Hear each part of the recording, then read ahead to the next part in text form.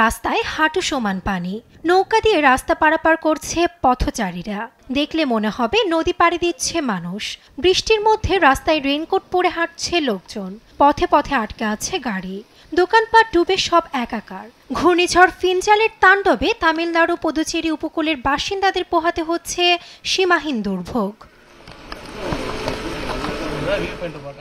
ভারতের তামিলনাড়ু পুদুচেরি উপকূলে শনিবার রাতে তাণ্ডব চালায় ফিনজাল। ঝড়ো আবহাওয়া ও ভারী বৃষ্টিপাতে ভেঙে গেছে গাছপালা, লণ্ডভণ্ড হয়ে গেছে হাজারো ঘরবাড়ি। রোববার সকালে তামিলনাড়ু পুদুচেরির উত্তর উপকূল অতিক্রম করে বলে জানিয়েছে ভারতীয় আবহাওয়া অধিদপ্তর। ঝড়ো বাতাস না থাকলেও কোথাও কোথাও বৃষ্টিপাত চলছে বলে জানায় তারা। ঘূর্ণিঝড়ের তাণ্ডবে বিভিন্ন এলাকায় দেখা দিয়েছে বন্যা।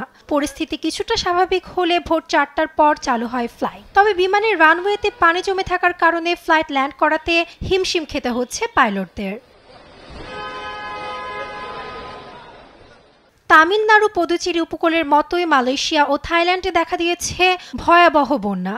গণমাধ্যম আল জাজিরা বলছে, মালয়েশিয়ার উত্তরাঞ্চলে প্রায় 1,22,000 মানুষ ঘরছাড়া হয়েছে, আর থাইল্যান্ডের দক্ষিণাঞ্চলে বাস্তুচ্যুত হয়েছে 13,000 মানুষ।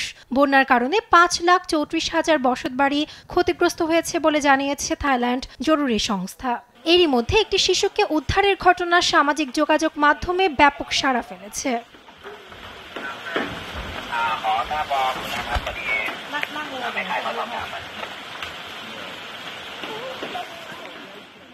মালয়েশিয়া ও থাইল্যান্ডের বন্যায় অন্তত 12 জন মারা গিয়েছে বলে জানিয়েছে ব্রিটিশ গণমাধ্যম বিবিসি। প্রবল বৃষ্টি ও ঝড়ের সতর্কতা জারি থাকায় মৃতের সংখ্যা বাড়তে পারে বলে আশঙ্কা করছে আবহাওয়াবিদরা। নিউজ ডেস্ক, দেশ টিভি।